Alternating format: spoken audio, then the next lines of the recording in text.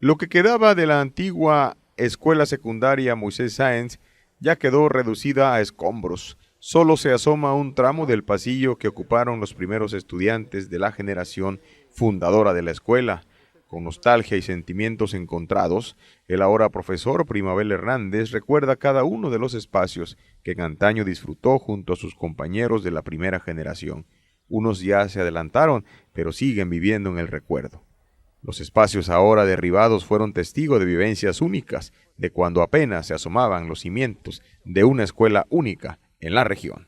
Mira, si haces la cámara para allá, está la entrada tenía gradas y los que teníamos bicicleta, nos veníamos montados en la bicicleta hasta llegar al pasillo.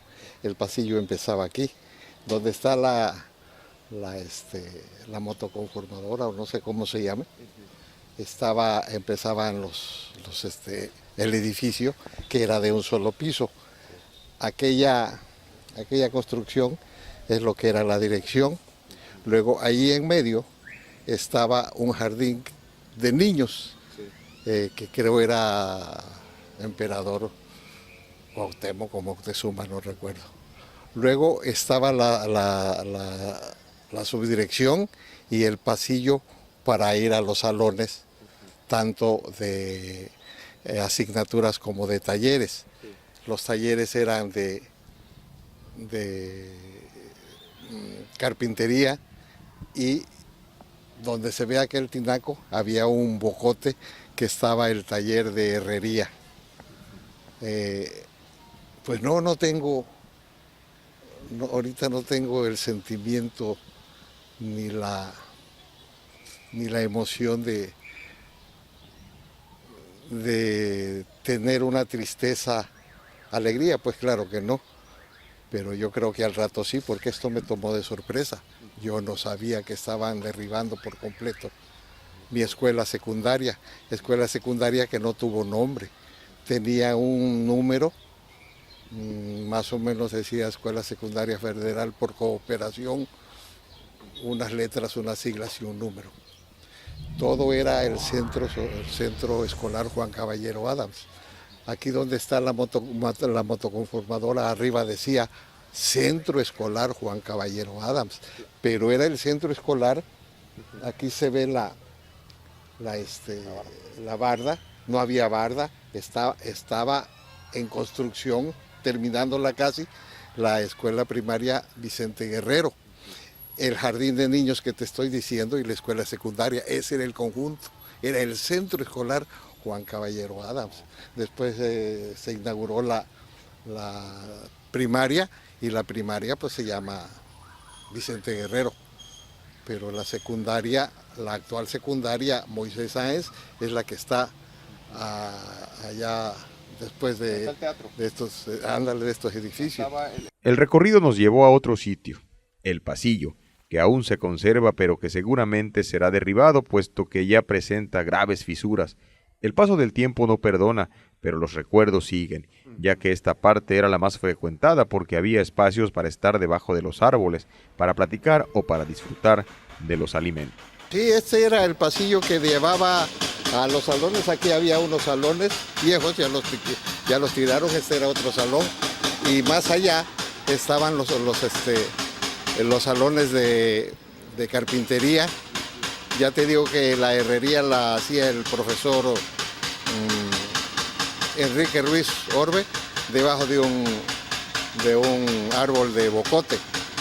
Donde está ahora la cancha, está techada y parte de salones, todo eso era un campo que nosotros con Macarito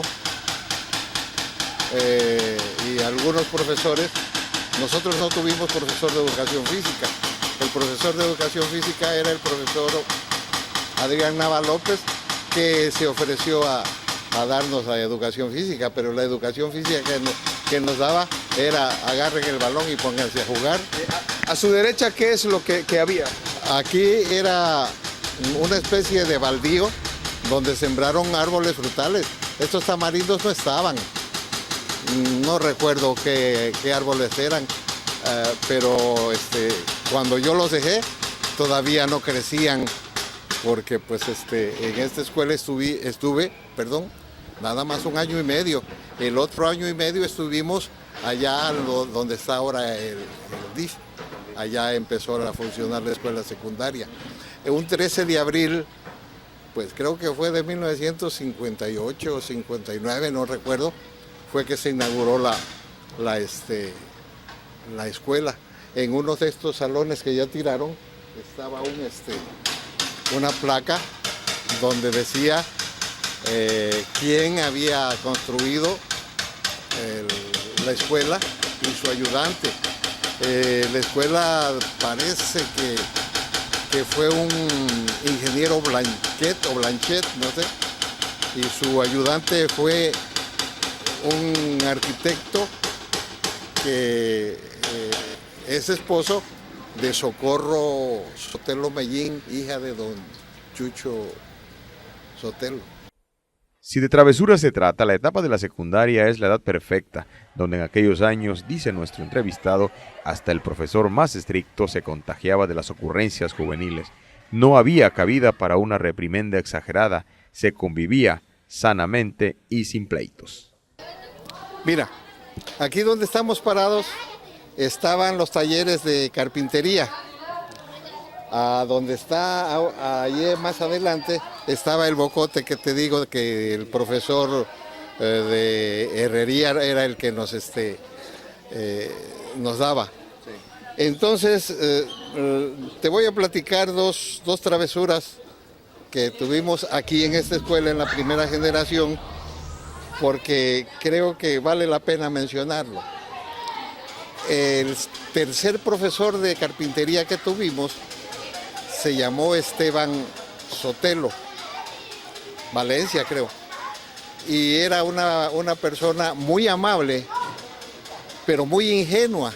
Precisamente con tu abuelo Manuel llevaban una amistad bastante grande que mi tío Manuel le hacía bastantes travesuras también al maestro Tegua. Entonces, cuando la primera clase nos dijo, miren chamacos, yo no los conozco, les voy a pasar una hoja y ahí van escribiendo su nombre. Y así le hicimos, y al primero que le dio la hoja fue a un compañero que se llama Roberto Solís. Y Roberto Solís, según anotó su nombre, y siguió pasando la lista, y cuando llegó a mis manos para escribir, vi que ninguno de los nombres eran ellos, eran puros artistas. Y yo seguí con la mecánica y también puse ahí Antonio Badú. Entonces un compañero que llegó a ser médico, ya murió, descansa en paz, se llamaba Medardo Orbe Solís y él se puso Pedro Infante. Era una bala, era bastante travieso dentro de travesuras que pues eran inocentes. Y ya, a ver, ya terminó la clase, por favor, tráiganme la hoja. Y empezó. Pedro Armendáriz, presente, profesor. Antonio Badú, presente, profesor. Luis Aguilar, presente, profesor. Pedro Infante, presente, profesor. Y dijo, tú tienes nombre de artista, ¿verdad? Y le hacíamos travesura y media, y una ocasión ya no aguantó a Medardo y que se va, agarró el pasillo y se fue a la dirección. El director fue el primer director de la escuela, llamado Ramiro Bone Flores. Llegó y le dijo, señor profesor, ya no aguanto a ese grupito de tercer año, ya no lo soporto. Además ese Pedro Infante, ya no, o me voy yo o se va él. Que le dice, a ver Madero, le dijo a don Jesús Ríos, veme a acompañar y tráeme a ese Pedro Infante y al jefe de grupo.